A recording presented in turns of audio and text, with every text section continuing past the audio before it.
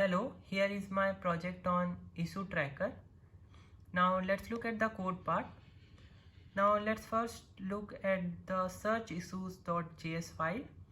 I have made this file to search basically the issues based on queries. So whatever query you enter, it will basically search on the database to check whether the file is contained on the database or not. To perform that operation, I have set an array named search issues. This array will basically store the data from the query you have entered for searching, and it will check the title of the query and description, and if the title will equal to the title that's stored in the database, or the description that you have entered is equal to the description that is stored on the database, then it will basically show you the result, and if not, then it will basically push that data to the array. And now the following function that will basically print that data to the inner HTML file. Now let's look at the filter issues function. This filter issues.js file, this is basically made for filtering the issues by selecting various queries from the checkbox, and for that I have made a filter issues array. It will basically store the selected queries from the checkbox, and it will basically check if that query is equals to the data stored on the database, and if not, then it will basically push that element to the filtered issues array. And after that we have to print that data to the inner HTML file. For that we have to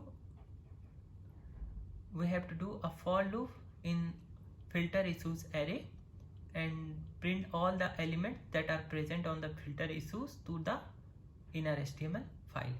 So these two functions are basically for searching and filter issues part.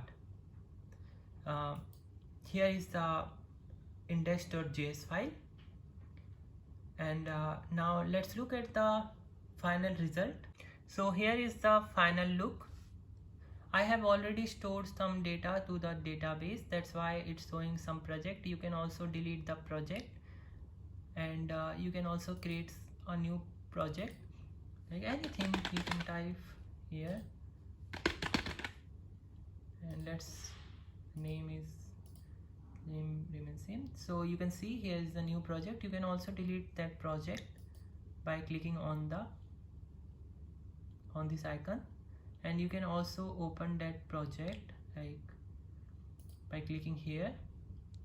So show all issues button will basically show you all the issues that you have entered, and you can also clear any issue, and by using this button you can also filter issue by label or author name, as you can see, and you can also search any issue by title or description.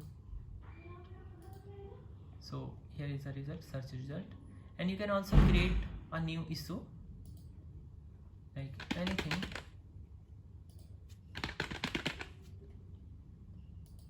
So now new issue is created.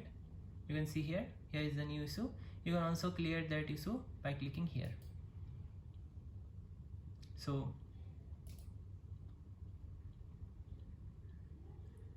yeah, that's all. Thank you.